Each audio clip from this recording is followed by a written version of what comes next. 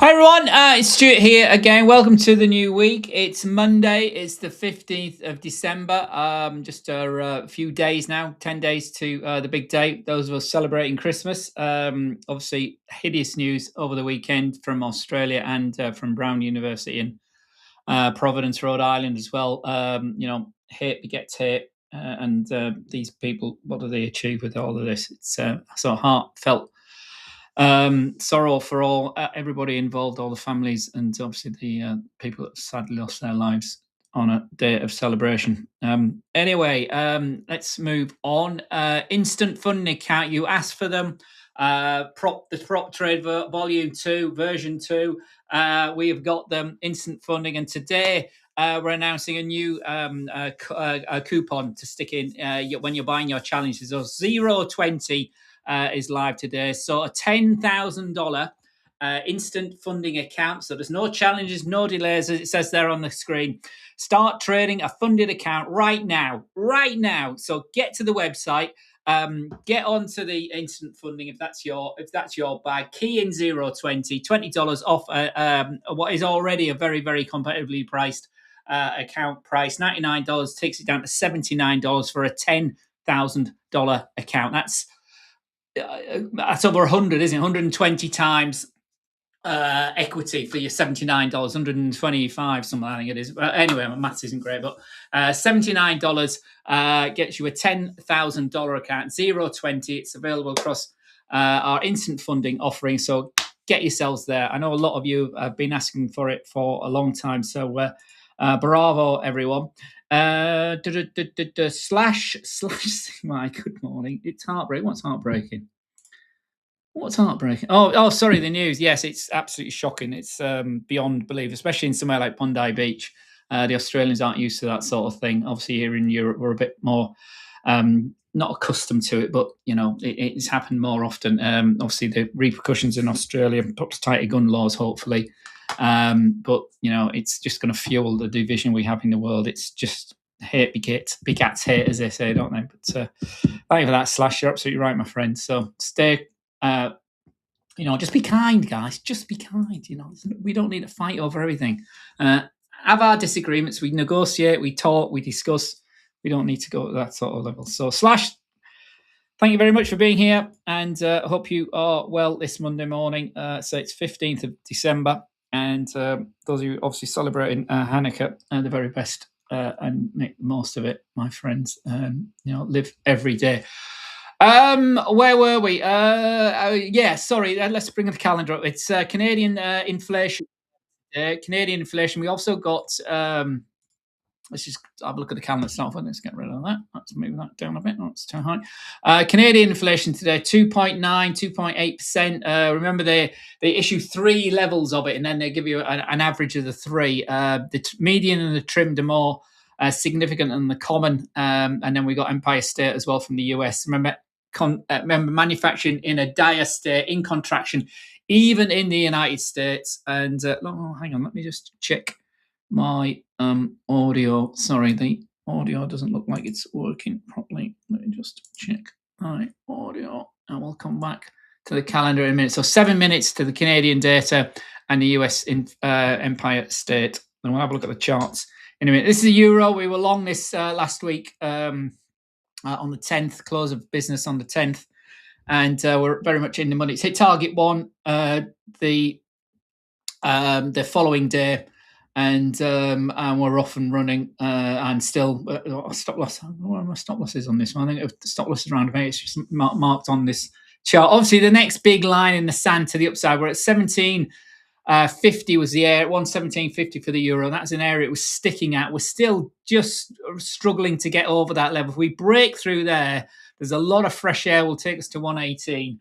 But as you can see before, when we've been around this 117.50 zone, it's struggled to get over there. Here in the end of September, the beginning of October, we struggled at 117.50. So similar pattern so far, but we're still long. We've bagged half the profits. Our stop loss is, I think it's around about here, below Friday's low now. And we're up again today. So let me just check that that our my audio is working properly. I'm not sure it is. Hang on a sec. It is. Okay, good. I hope you can hear me loud and clear. Those of you who are here. CAD is a sell, says Gings. What's the target? What's the target for what, my friend? Euro. Well, the target one is already. This is from this entry point here was from the close here on the 10th after we had this big, strong engulfing candle, a bit like the short we've had on the Nasdaq and the Nikkei on Friday night. Big down candles. We'll come to those in a minute. So target one was about 40 or 50 pips. I can't remember actually. So we got in at 116.94. Initial target is 117.44. So that was 50 pips there on the euro. So it's hit target one. What I do, those of you that don't follow me all the time, Killian and others, I'll come to my friend.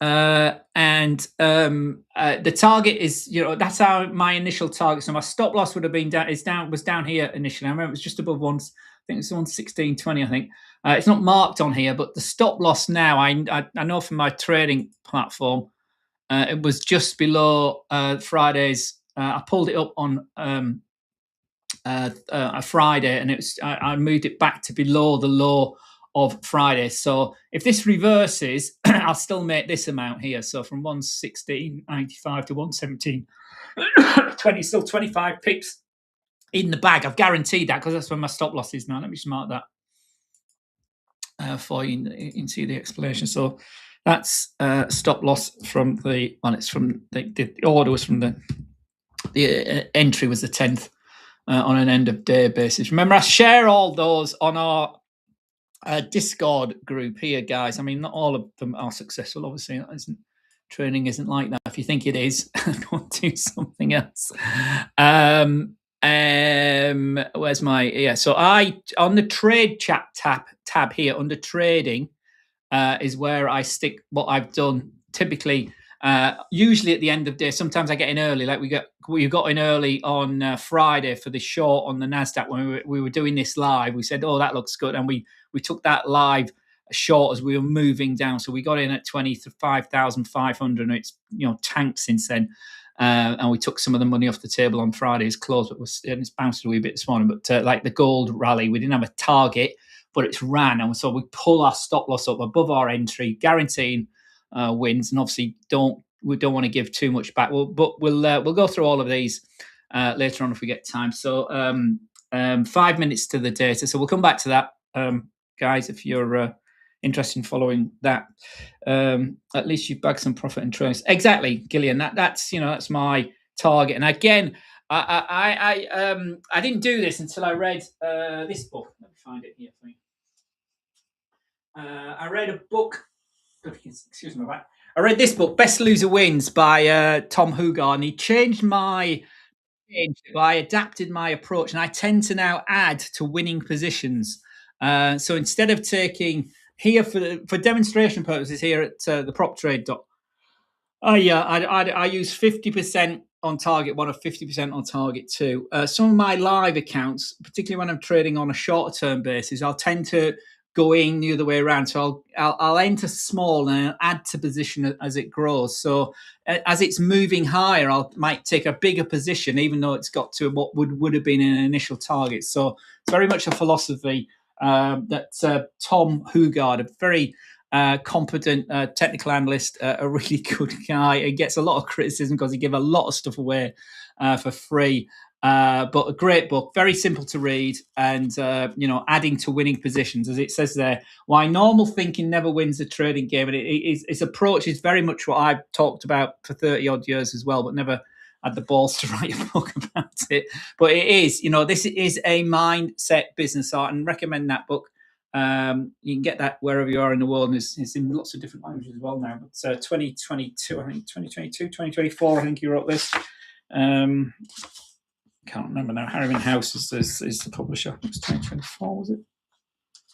2022, first book. Yeah, 2022. So it's been around. So if you haven't got yourself a Christmas present, recommend Tom Hugard's book. Anyway, that was just about adding to winning positions, which is a comment that Killian, you've just asked about there. Well, that's the issue. It's a mindset business, Killian. if you're new, I don't know how much experience you've got. If you're new, just get used to the process of trading, putting the trade on, putting the stop loss on, putting the target on, and then leaving it. That's the key thing. Certainly for on my end of day strategies, it's a set and forget type approach. So you've just got to accept if it hits the stop loss, if you get stopped out, that's part of trading. That is the result. And the key thing is, like this is a really good, it's a bad example now because the stop loss is above the entry, but you want to size your position, size your risks. So if the stop loss gets hit, you're not going to be losing more than 1 or 2% ideally of your account. Okay. So when you've got like multiple positions open, if they all go wrong, how much you're going to lose? Obviously, the rules, if you're trading with a prop trade, which I hope most of you are, the rules are there. You can't lose more than, X percent on a daily basis. You can't lose more than X percent of your total account size, depending on the type of account you've got. Okay, so keep to the rules. Don't overexpose yourself. And we are risk managers. Successful traders are risk managers first and foremost. We're not gamblers. We're not boy traders. We're not swing traders. We're not end of day traders. We are risk managers. We are managing our account. We are protecting our capital. And when you've paid $79 for a $10,000 account, you don't know how lucky you are because you've got $10,000 of somebody else's. I mean, it's not real money, but a demo account, if you like, or paper trading. But treat it with the respect it deserves, because if you're successful with your challenge account, you then get to a funded account, and that does what it says on the tin. It's a funded account. So if you make money on your funded account, that turns into real lingo, real dingo dollars, or whatever it is you want to call it, cryptos or whatever you want. That is real money from a very small investment. So make the most of it, my friends. Okay. And you're right, it is scary. I prefer break even. That's fair enough. I do that as well, break even losses. The problem with a break even loss I found with my account sometimes is a bit too tight, and we do get a retracement because most of my end of day trades get hit within 3 or 4 days typically. I've certainly target 1 or 2. And if they're not going to, they'll reverse quite quickly. That's just, that's what my strategy tells me, and has proved that over the years. So I know how my strategy works. So that's the other key thing. Make sure you find a system that works for you, Killian. So wherever you are in the world, and again, that's the beauty of trading. You can be anywhere in the world, and you can access your account and trade accordingly. So best of luck, my friend. Anyway, I've talked over the Canadian now, haven't I? Let's just go back to, let's bring up the CAD, dollar CAD, and see how that's reacting, see if we can, there we are, dollar's weak, and it's been weak for weeks now. There we are, we were rejecting 141 towards the end of November, and we've just tanked, haven't we? That big move down around the 5th. We moved down last week as well. Bit of a bounce on Friday. It was very, very weak, but we're down again today. So if we look at the 5-minute time frame as the data has come out, it's sort of ticked up, hasn't it? But this strategy, again, guys, strategies are they're not the be all and end all. They work. This strategy works well enough to make money. It's how you apply it. It's how disciplined you are applying the rules. It's a very, very simple trading strategy. This is a moving average. Sorry, it's not moving average. It's a Bollinger Band setup with standard settings, 20 the countback number, and 2 the standard deviation. So that comes out of any trading package. This happens to be Trading View on that runs our Trade Locker platform. And then we want a cross of the stochastics. So we're using Bollinger Bands and stochastics. The stochastics are a bit of a different setup, thanks to a mentor of mine, a guy called Trevor Neal. Great guy. Can't speak highly enough of him. He introduced me this stochastic setup, 10, 6, and 3. It smooths out the spikiness of the fast and the fast stochastics, so slow stochastics. And we've got 10, 6, and 3 for the stochastic setup, so it smooths it out a wee bit more. So what we're looking for is a touch of the outer sides of the Bollinger Band. So there's the first one there at 1250. We then, once that's happened, we are then waiting for a cross of our K and the D line. These the blue and the orange line here on my stochastic. So we're looking for the stochastic K and D line to cross. So you can see here we've crossed in the overbought area, relatively oversold area under 20 and 80 and 20. Remember, they're the standard settings for the stochastic setup. So the cross appears there. So we would have entered it. So there's the first touch. We're waiting. There's still outside the Bollinger Band, way outside the whole body outside the Bollinger Band. That's a real, some people would have entered on that because of the fact it's outside the standard Bollinger Band. We got a big wick, a big rejection of the lower prices there at 1 o'clock. And many would have entered on that, just on the expectation of that to move higher. We waited till our rules were fulfilled. So we'd have got long there. So this would have taken us long there. And the way this strategy works is target 1 is the midline of the Bollinger Band, which is the 20 period moving average. This happens to be the 5-minute time frame. So that would have been target 1. We've hit that immediately on the data. And target 2 is all the way up there. So again, that's my entry. My stop loss would have been probably down there to start off with, because that's the bottom of the Bollinger Band. It's also the bottom there. We've entered on this candle. My stop loss would now having hit target 1, I would have pulled it up to entry. So it would have been break even. Now you talk about break even, Killian. That's exactly what I would have done. So that would have been the entry there. The initial stop loss would have been down here. The body of the candle, not this wick, because we know we've rejected lower price. That's the wick is telling us, and we've got in a candle or two later. So that would have been the initial. That's the initial target. So again, people are like, well, that's not great risk reward. No, it isn't. But I know it works. It's a mean reverting strategy. I'm not interested in risk reward.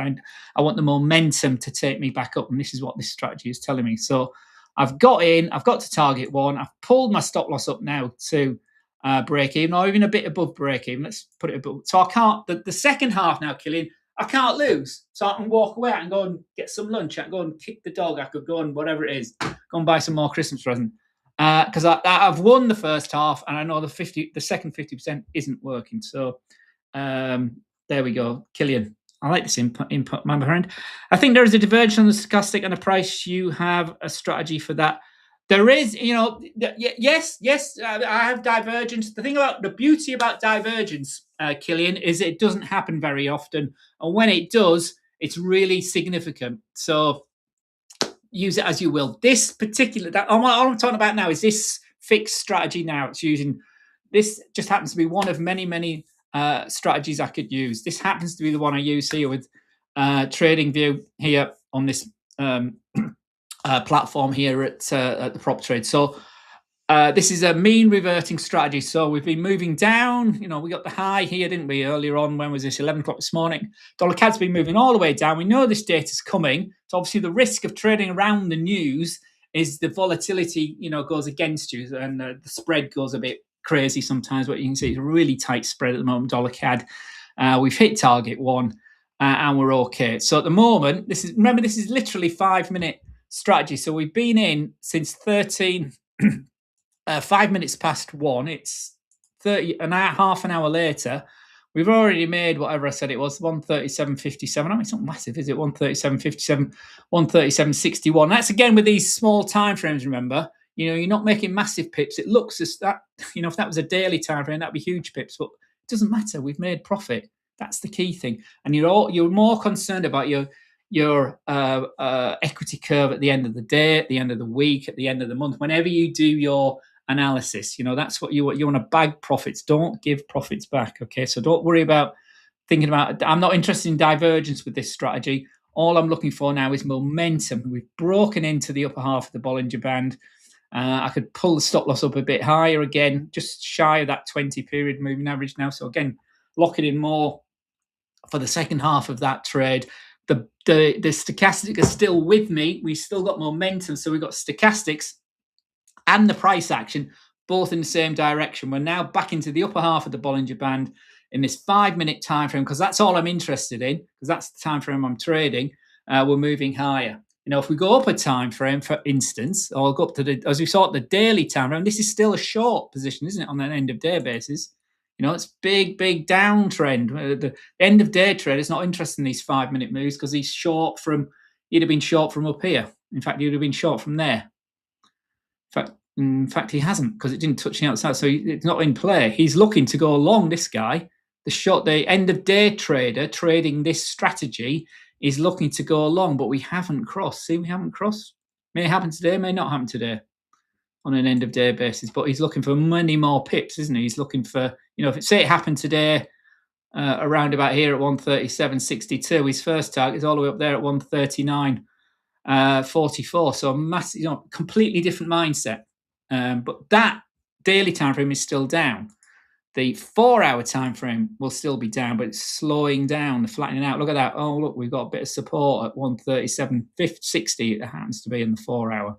So we're flattened down, but we're still in the under half of the bottom. So that's still negative. The 1-hour chart has been sideways yesterday, Friday, and a bit today. We had a bit of a spike late on Friday and then came back down and down. And then we've had 2 big down hours out. Now we've bounced up in the hourly chart. We're outside of the Bollinger Band. It's crossed. It's a bit messy. It's not clean.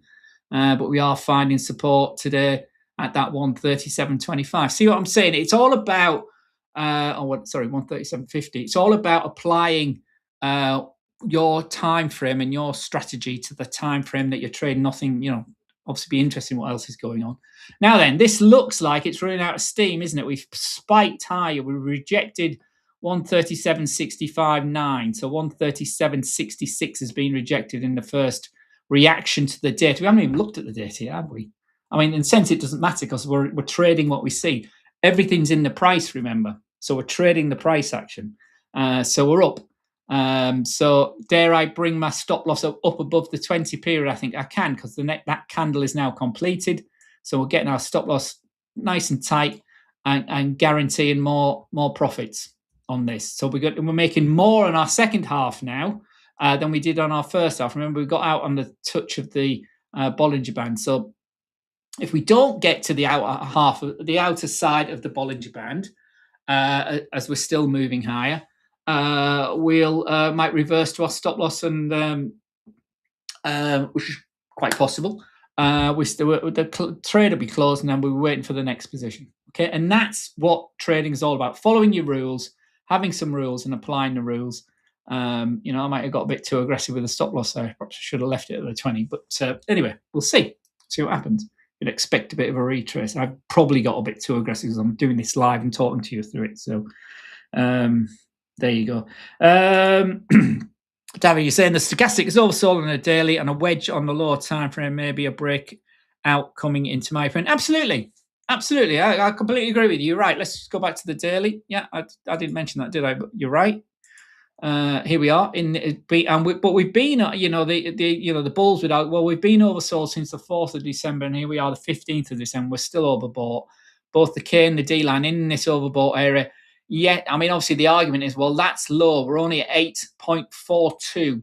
Our K and D line now looking to cross on. When we were last down here, well, we haven't been all the way down here for a long time, haven't we? We haven't been all the way down here on our stochastics since the 21st of April. So absolutely.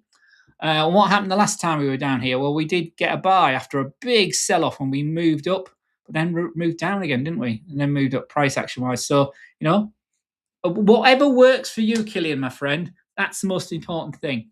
And apply it. If you're an end-of-day trader, fine. If you're a 4-hour trader, fine. If you're a 5-minute trader, which is what we're doing here, trying to trade it live, also fine. So we have reversed in this current candle, but we're still, our stop loss hasn't been hit, so we're still long on that. So let's just have a quick look at what the data actually showed us to cause that movement. Remember, we've had the Empire State as well. It's not just the Canadian inflation. Remember, people have been worrying about the stickiness of inflation. So let's just update this. So it's coming a bit weaker than expected, although interestingly, the median has been upgraded from 2.9% to 3%. So again, psychological 3%, as was the trimmed number. These are the two most important ones, remember. So from last time. So they've actually come in a bit weaker. So we now have a average of 2.8%. So the average has actually come down for Canada. And the monthly reading has come in at 0.1%, again, in line with expectations. But the annualized, when they do the math, so the annualized numbers have actually come down a tick as well to 2.8%. So it's 2.8% Canadian inflation, down from 2.9%. So that's positive. What isn't positive, and it's probably added to that move we've just seen in dollar CAD, is this Empire State reading. Look at that. It's gone negative again. Last month we were 18 point. It is a really volatile number, this, and it jumps around quite a lot. But so don't hold too much store by it. But as I said before, manufacturing is in a bit of a state globally, and the US is just like everybody else, although it's leading the globe, as President Trump likes to tell us all the time. So if we look at the chart for the Empire State, as I say, it can be very, very volatile. But you see, we've had all this negativity here during 23 and 24. We've had some positivity in this second half of 2025. But again, we were negative in September, and we've turned negative again here to finish out 2025 for the Empire State Manufacturing Index. So the outliers appears to be that November reading, but obviously they're still a bit skewed because of the government shutdown, although this isn't an official government number. It's obviously from New York State. So Empire State has come in negative at minus 3.9 from 18.7 last month. Well, we'll have a look at the Richmond and the Philly Fed later on this week as well. Lots going on this week, but the main data today has just dropped. The Canadian inflation coming a tad weaker, just one tick weaker than expected, and the Empire State much weaker than expected. So we've had that move that we've just seen on dollar CAD, dollar picking up here. You can see the dollar picking up against the loonie here. So this morning's low took us to 137.47.7, and we are now back to 137.63, and that may have stopped us out in the last 5 minutes. Obviously, I haven't actually got a live position to say whether it may not as well, although that's while I was still away. It looks like I think we're probably still in that sell order. I might not have hit our stop loss. Our stop loss is here, our entry was here, and we're still good to go. And this still, we're still heading for potentially the upside of the Bollinger Band, but that's still long there. Let's just have a look at some of the other majors. Let's just go through actually come back to Forex. Let's go crypto. Bitcoin again, weekend. We're currently trading under 90,000, 89,446 at the moment. Let's take you up to the daily time frame. Hopefully, I don't know how have we gone for a funded account? We'll see. Slash has come back. So Slash is saying I'm a 15-minute trader, but this December being cruel so far. Well, yeah. I haven't actually done my numbers for that. I lost the first. I think I was 500 points down for the first week of December. I wasn't trading very much. Was it Nick? I can't remember. Got a big hit on I got a big hit on the indexes, and I think I'm down for last week because I'll have to do all the numbers, but I'll let you know later on today. But yeah, it has been Slash. Yeah, you're right. It's a bit variable. I don't. Gold's gone mental positive. Bitcoin is weakening. Stocks. We'll come to stocks in a minute. But significant candle on Friday. We were down a whole 1% on the S&P. The Nasdaq was down over 1%, 1.69%, and the Dow outperforming again only lost half of 1%. So indices under the caution. It was I'll come to that in a minute, but Bitcoin continues to wane. Basically, our 92,000 we've been talking about for most of November. We need to get above it and hold it, and you can see we haven't in December either. We had a go earlier, we've had a go last week as well, but we're down on Friday as the whole stock markets fell. We were down over the weekend as well. Interesting, obviously low volumes over the weekend, but the market is open. Prices are available, you can trade it, but we were down Saturday, down more significantly yesterday. And we went as low as 87,500 this morning. We've bounced a wee bit in the last couple of hours, but Bitcoin remains under pressure. So the down targets for the bears on crypto remain this 80,500 level, this intraday spike we got there on the 21st of November. The end of day target is that 84,000 level. You can see there from the end of November, middle of December, 84,000 to the downside, then 84,500. Then the key below that is that key 75,000, which takes us all the way back to the nadir of the 7th of April when we had Liberation Days, as Mr. Trump, Donald J. Trump, like to call it, and we've rallied from there. So we are still in that zone.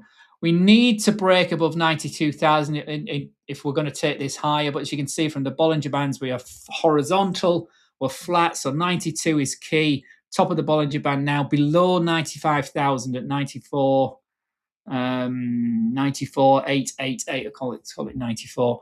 So we're below the key 95,000, and then obviously 100,000 is a big thick blue line here. So sideways consolidation, call it what you will. It's weak basically. I'm not looking to make any big investments in crypto, in Bitcoin, during this sideways session. But remember, the longer things go sideways, the bigger the burst out can be, especially with something like the cryptos and particularly Bitcoin, the biggest of the lot.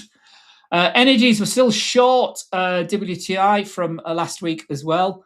The 9th of December, we first got in, went against us the first target one was actually hit on the... no, this target one was all the way down here, wasn't it? It was hit on the second day, not the first day. This is the second day here. We pulled our stop loss down. This is after this resurgence there on Friday. Oh, hang on a minute. No, we didn't. That was all right. That must have closed out now, I think. Yeah, because that's Friday. I think.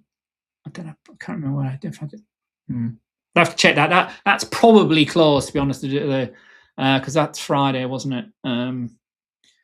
When I actually did. I can't remember.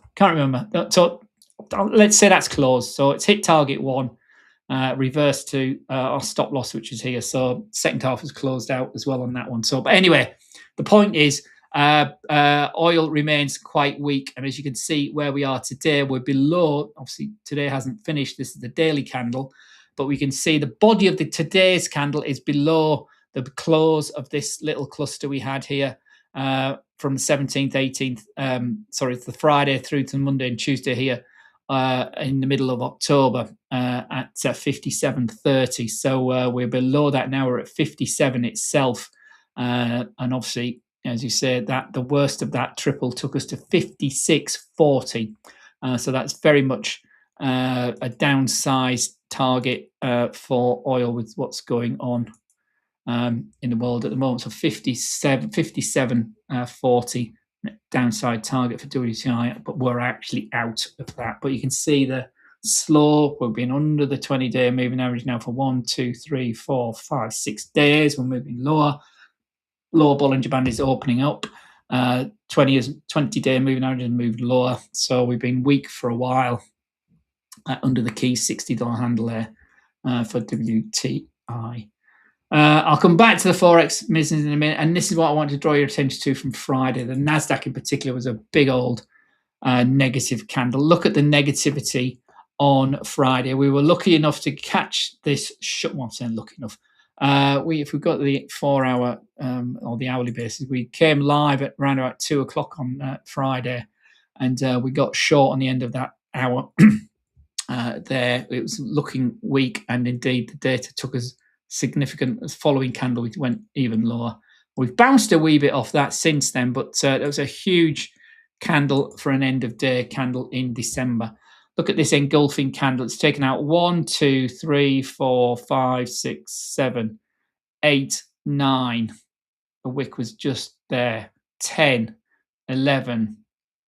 Best part of 11 and a half bodied candles taken out on Friday's weakness. Right smack bang into the 20-day moving average. We actually closed. It was only a little bit below it, but it was below it. As I say, we lost 1.69% on the wider NASDAQ. This is the NASDAQ 100, the one we offer here. And that's, I took some of the profit off this on Friday. Although I put a T1 here, I didn't actually put a target here. This is my next target. It's not really T1. I took some of the money off the table on Friday night on that. Unexpectedly, expectedly, I should say, it's bounced today. To start the final, there's only 2 weeks of the year to go. We're in week 51 of 52 today, so we bounced a wee bit today. But look where we are. We're stalling currently at the wick of the of Thursday's low as well. So, and that also corresponds to the 3rd of December's low and this, the low here. So key level, literally where we are now, 25,360 key for this NASDAQ. Is this going to rally this week? Or is this going to be still engulfed by here and even tomorrow, and then we move low? We shall see. Remember, 2018 was the last big week, December, we had for stock markets. Stock markets normally rally around the Christmas, New Year area. A lot of it to do with technicals of churning of portfolios. But a significant candle which I couldn't not react to on Friday. So there we go. Sorry, there's lots of you commenting here. Sorry, I'm 50 minutes trader, but this is December. It has been cruel. Yes, Killian said so true. Especially indices trading, it's really tough this month. So much uncertainty in the market. Yeah, well, as I say. There was, I mean, if you watched some of my videos from last week, I was saying the move up was a bit muted. The body of the candles, it's all in the price action, guys. Whatever people say, what comments people say, opinions people have, whether it's, somebody like Jamie Dimon that leads the biggest bank on Wall Street, or some numpty like me who, knows nothing about anything really. The price action is what's the market is telling us is the right answer.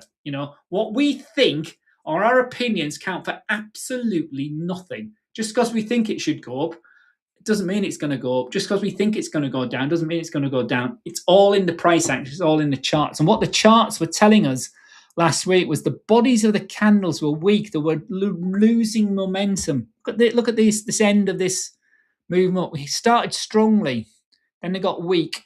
Then we had a final buying flurry here on Wednesday and Thursday. Big move down. That was suggesting we didn't want to go any lower. Sparks, obviously, we had especially with the NASDAQ, we had all the worry about Oracle last week. This overexposure to the AI boom. There's lots of debt being assigned to it.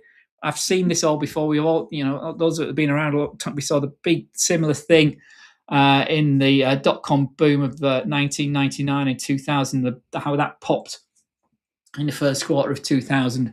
But the numbers now are eye-wateringly big. We thought they were big, 25 years ago. They are just mental now. So people have got to make a return on this massive, massive investment.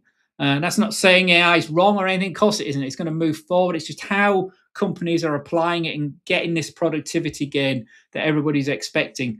But the infrastructure in the US is so fragmented. There's got to be some massive investment in the electrical infrastructure, in the power plants, and actually, the numbers these supersized Super 7 have got are just, I say, eye-watering. And Oracle, remember, rallied about 30% on one day, didn't it? 36% a few months ago. Giving up 9% last week. Not that big a deal if it's that sort of level, but it's the debt that people are worried about, and are they going to value for money as ever in all sorts of investing is always key. So big panic Friday as well. Lowish volumes. We've got a bit of bounce today on lowish volumes as well. But yeah, just find your strategy, guys, and stick to it, my friends. Yeah, I've tried everything. Being patient and still lost many percentages. Yeah, Killian, it is a patience game. It is a mindset game. You're right. Same here. I'm really holding on just trading smaller positions and clear price action returns in the market. It's better to survive now. Absolutely. It's all about survival. But what that's telling me, Killian and Slash, my friends, is that the rally was weak. We didn't get to the new all-time high again. I've been talking about this for a while. We were above this key level. And the other key thing on Friday was the fact that we crashed and we didn't stall at the 61 fib level of this last leg. So this leg is complete. My Fibonacci is complete. So we moved down here. We moved up to this level, the 61.8 key golden ratio. And then it was a weak move higher. And then we stalled at the next fib level. I personally don't hold as much attention to this 78.6. Obviously, lots of people do. And that's where it stalled. And then it shook out completely and it went crashing back through this 61.8 fib level on Friday and found support at the 20-day moving average. It then, today, has gone back to the 61.8. Again, I don't make this stuff up. This is, this is our fibs levels are so key. And we even tested the 50 level on Friday's shakeout as well at 25,100. So yeah, it was a big shot Friday, but it followed through into the late trading in the US. If you look at the how US start, if I show you like the day on Friday, I'm sure you've seen it before. You saw we opened weak, rallied a wee bit, and then we were weak into the close. If I just show you the FinViz, I love FinViz. It's, you can't really argue with it. And all three markets did the same thing. So we opened very, very weakly. Sorry, we opened positively, and then we crashed in mid-morning, and then before lunch we were down, and then we ended the day just above the low of the day. Same on all three of the markets, all three of the major markets, very, very negative. And some of the big winners, these technology companies, NVIDIA was off 7.27%, Broadcom off 11.43%, Oracle off another 4%. If we just look at Oracle for last week, this is the one that where's Oracle gone? There we are. Big old heave-ho last week. So monster, almost the day, isn't it? Oh, that is the daily. It's that monster move we saw last week, Wednesday, and a massive crash there on Thursday. And Friday down again as well. So, but we have had this massive gap up we saw in September following their earnings, and then we had this, huge 30% rally there, and then moved, and then earnings disappointed on expenses, a bit like we saw with JP Morgan, but big shock on Wednesday, Thursday for Oracle. So anyway, that was the main catalyst of certainly the stock, the tech markets unwinding last week and Fridays. And so yeah, they were all the same in that sense. And final comment here, Killian. I decided not to trade, but as soon as I see opportunities, I hop into trade. Please give me some tips to stop being emotional while trading. Slash, my friend, I don't know if you're talking to me or you're talking to Killian. That is the trick. That is the key. If you're going to work on anything, work on your emotions. You've got to. And the thing that worked for me, this is just my anecdotal thing, was getting in my head, when I lose. So there we are. There's my stop loss. So this, from a sizing of your risk point of view, so that was my entry on Friday. My stop loss is a wee bit over. This, every time I concentrate on this distance, not how far it is or how many pips it is, how many points it is. It's the percentage of my account that's at risk if that stop loss gets hit. Focus on that. And if you keep it around 1%, less than 1%, 2%, absolutely maximum for each trade, because if you want 3 or 4 trades open, they all go wrong, you've lost 6%, 7%, it can soon add up. If this is 5% of your account or 10% of your account, well, we obviously don't allow it here, but some people have some massive risk on. Obviously, if they win big, but it doesn't always work out, does it? So, and if you can sleep at night, again, depending on how long you're holding it for, Killian, it's really. From an emotional point of view, it's really you talk to each other. I can say that's great. It's really about sleeping at night and knowing that if this gets lost, you're only going to lose 1 or 2% of your account. You live to fight another day. You take another trade, and that's the thing, my friend. Lots of chat to this is great. I try to focus on less markets, like 2 charts max per day. It really helps. Also, I try to follow the markets and not sticking to my opinion like before. It really helps me uncut losses fast. Exactly. If you're wrong, you're wrong. Absolutely great chat, this, guys.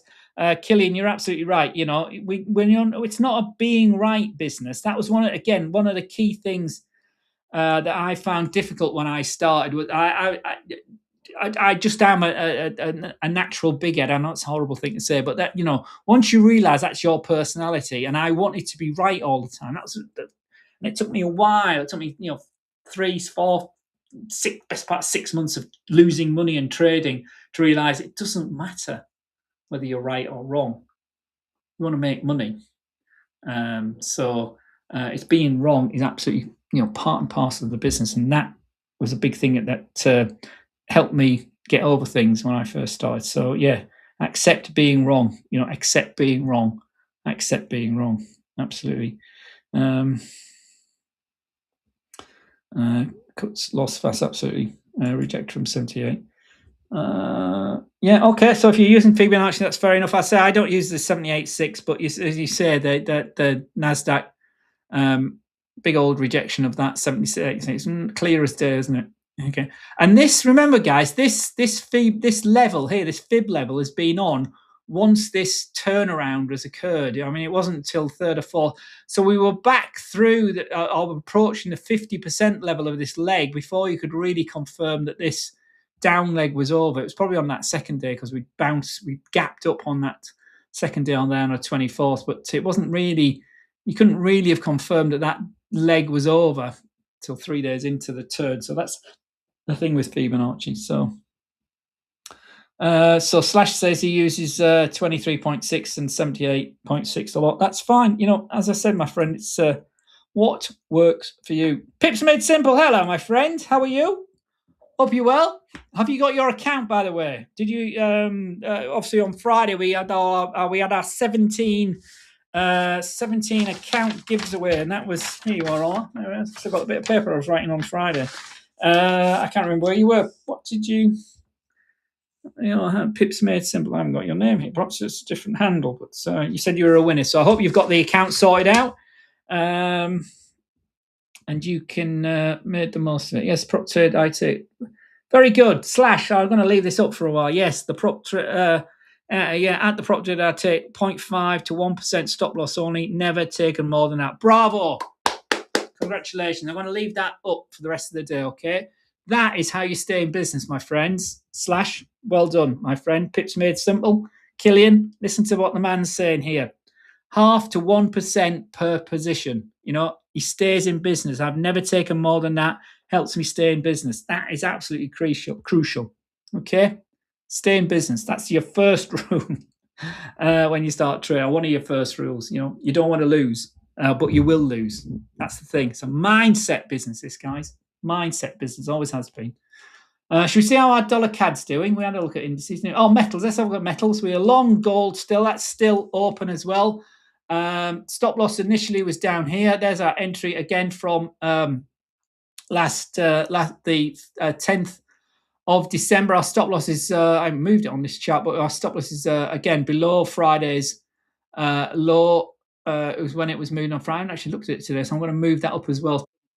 Halfway up Friday's bodied candle, but that's very much again, I took some profit on Friday on that, but that's still in the money very much. We didn't get I didn't set a target for this, but as you can see, the all-time high is not that far away again, 4379 on an end of day basis. We have actually got to that end of day, or just shy of that end of day basis there, 4350. Some profit was taken off there as well, but that's still long from the 10th, and it's moving higher. The stochastics crossed low, didn't work out here on an end of day, but we're still moving up. So that's very much trending to the upside. Slash, that's it. Yeah, we're going to leave. Actually, I'm going to leave your comment on here. 0.5 to 1%. You're right. Wow, you got a great entry in gold. It's just what happened. Slash. It was just when it triggered. When did I say it was the 10th, wasn't it? We were long gold. 10th. We were long gold. We were long sterling. We were long the euro that night. We were also short pound Swiss, which hasn't worked out as well, and short euro Swiss. That was from the 10th. So I say if you want to. Not follow me or whatever, but just see how I trade on an end of day basis. This is how my system works. It's on an end of day basis. There's the 10. So I'll put these up late. Well, it was at 11:15 when I put that out, but that was because I'd opened that position. Remember, it was Wednesday. It was after all the hoo-ha of the Fed cutting rates and Jay Powell's press conference. So we went long gold, we were long sterling, we were long the euro, and then we were short pound Swiss and euro Swiss. So I'll put these up not every night, but most nights. Earlier in the day, ahead of the Fed, it looked like we were going to short the down the SPX. Probably been certainly in the money if we'd taken that, if that had triggered, but it didn't trigger. It turned around, and that was whenever that was. That was 3:30 in the afternoon. And by the close on Wednesday, we were just taking these 5 positions. But so again, they were all open, and they're all sort of percentage-wise, volume-wise, all based on. Obviously, some of them move more pips-wise, but as a percentage gain, they're all and have their sort of initial target areas around the same sort of level, except when I don't put a target on there. So I make sure that the stop loss is only going to be, a percent or so of a loss if it gets hit. Obviously, that's worked out positively. So, yeah. Anyway, I'll update all of this later on today. So there's Friday's trades. We were short Aussie, Kiwi, the Nikkei, and the Nasdaq on Friday night. So anyway, more on that later. I'll update that when I'm done now. I'm getting a bit tired now. But anyway, yeah, so gold's still moving forward. Let's go back to the Forex pairs. The CAD is the currency of the day at the moment. So dollar CAD. We were I can't remember. We were long, weren't we? I think. Yeah, there we are. So it got that might have taken us out now while we were away. That one looks like that, unfortunately. But there you go. Again, if I hadn't been as aggressive as I was earlier when we were talking about this live, and I'm assuming that would have been stopped down. But look what's happened. It's actually got to target 2. So if I'd been a bit less aggressive with moving the stop loss up and left it perhaps there or around about the 20-day moving average, it wouldn't have been stopped out. But I think that would have been stopped out there as we were doing that live, wouldn't we? But anyway, there we go. It's hit target 2. So target 1 was here initially, wasn't it? A few pips. So we got in at 137.57. Target 1 was 137.60. So 4 or 5 pips on that one.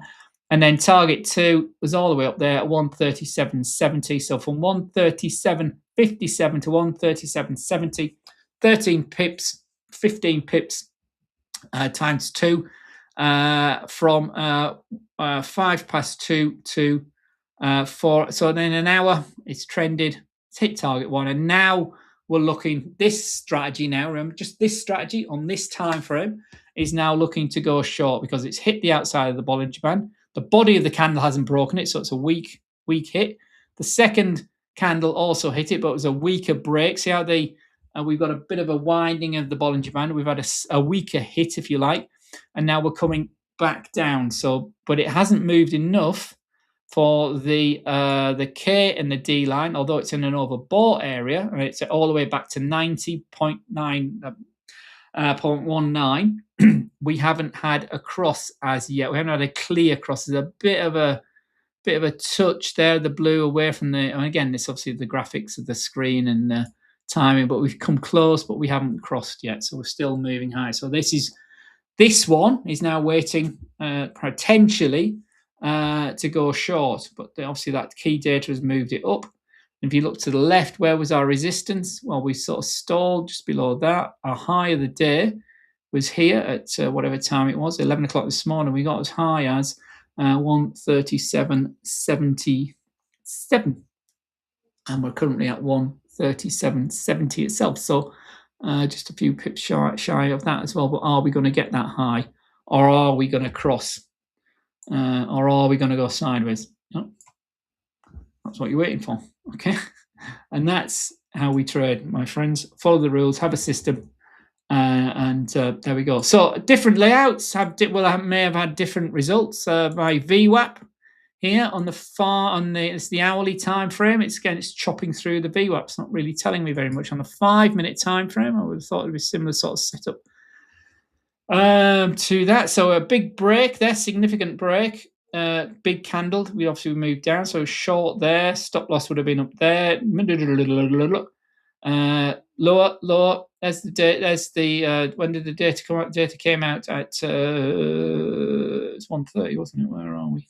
God, what time is it? 1:15. Data came out at 1:30. Where's 1:30? There it is. There's the data itself at 1:30. Now it's moved down, but we've recovered to it. And again, it's a big breakthrough. So that would have been a buy there. and the size of the candle. So that's long from 137.66. Body of the candles are slowing down. The wicks are weakening. So yeah, a bit of resistance. I might have looked to close it out round about there. Although it's still green, we haven't turned red yet. So that's using that VWAP strategy on the same time frame. Another layout, the crossing moving average strategy. This uses the 21, 5, and the 9. And again, it's just following rules. So that would have been short there at, it's a daily one, sorry. It's got the 5 minute we were talking about. So that would have been short week there, 11:30, all the way down. It's come back and closed out there. So that short would have, if you used the mid moving average to trade it, or if you'd moved your stop loss down, you probably got your stop loss here and taken out there. So you've either made from there to there, or there to there, and then gone long here. This has gone long at 137.62 on that one there. That's the cross, because we've had the 5 and the 9 crossing the orange and the green, and then we crossed above the 21, so it's gone long there. Stop loss down there initially. Stop loss then pulled up to there on that candle, and stop loss now there, and probably stop loss just about there now, 137.67. So that's in the money from 137.62 to 137.67. We've made at least 5 pips on that in the last half an hour or so, and moving higher again. And there's our daily high there at from 11 o'clock this morning at that 137.77 for the Dow. So it's not the Dow, the dollar CAD. So stop loss there now, 37.69. In fact, I'd have it just below that one there, just shy of the 5 period moving average. Not a bit too aggressive like we did before. Okay. Anyway. Lots of ways to skin a cat, my friend. So let's have a quick look at the dollar. Remember, we are weak still. So we've let's go back to the daily from how we closed out on Friday. So weak last week into this daily trend line on Thursday, under it on Friday, and back to it today. So dollar's up against the Swiss franc today. It's negative against the dollar yen today. Sorry, negative against the yen today. So dollar yen is back into the 155 area. It's a key support area potentially. Remember, we've got the Bank of Japan still kicking around rumours they may raise rates at their meeting this week, but they equally may not as well. So not equally, but that's certainly in the frame. Remember, it's virtual negative interest rates or zero, but for all intents and purposes, negative interest rates in place in Japan still. So dollar yen is down today, so the yen's up a tad. We had a look at dollar CAD. Euro 117.46. We saw that earlier, didn't we? On the daily basis, we are long this one, and it's moving up, and it's another positive day for euro dollar. The Aussie 66.50, a key level.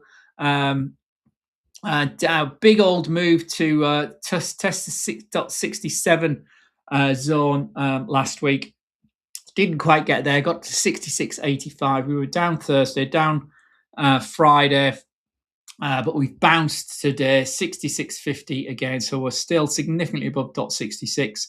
Obviously, that horrendous news over the weekend out of Bondi Beach in Sydney, and our condolences and grievance and prayers go with everyone concerned with that. And what a really heroic, I'm sure we all saw the TV footage, heroic action by that guy that just took the guy out with his rifle. What a carry on. What a situation we were in the world today. So 66.50 for the Aussie against the dollar, back up again today. It's had a fantastic run for December, and it's still bid again today. Sterling 133.86 at the moment.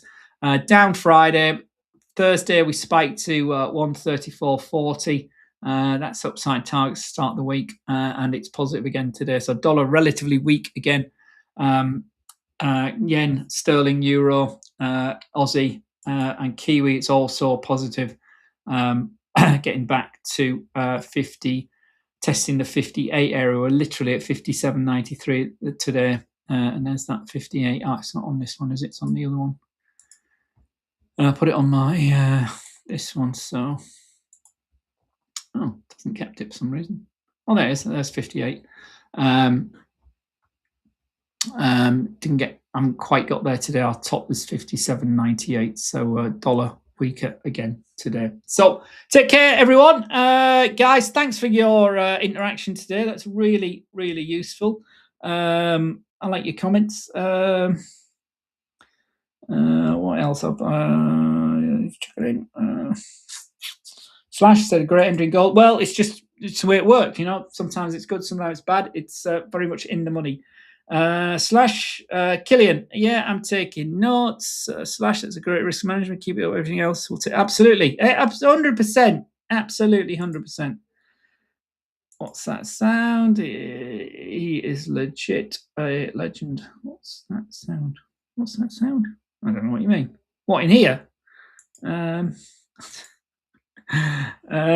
Anyway, very good. All right, guys, let me just leave you with Killian's Slash's comments here. You know, yeah, the prop trade I take 0.5 to 1% stop loss only. Never taken more than that. That's what keeps you in business. Thank you for that, Slash. I really appreciate that. Killian, thank you for your comments as well. Pips made simple. Enjoy your free account. Remember, guys, we are instant funding. You asked for it. We've given you it. A $10,000 account, instantly funded. No challenges, no delays. $79. Get over to the website. Get yourself involved. I'm here every day to help you or hinder you. Take it of it as you will. Watch it live. Watch it on the recording. We want you to be successful, because if you're successful, you tell your friends, you tell your colleagues, you tell your network. We grow together, and Bob's your uncle. So take care. I will see you tomorrow, Tuesday. It's a busy old week. All sorts going on. Some unannounced data potentially as well. We got non-farm payroll delayed. We got PMIs. We got retail sales. We got more inflation data. So lots of things moving the market. It's all about risk management, as our friend Slash has said there. 0.5 to 1% per trade. Fantastic approach, my friend. It's all about knowing yourself. It's all about risk management. Stay well, my friends. I'll see you tomorrow. Take care. All the best. Bye-bye.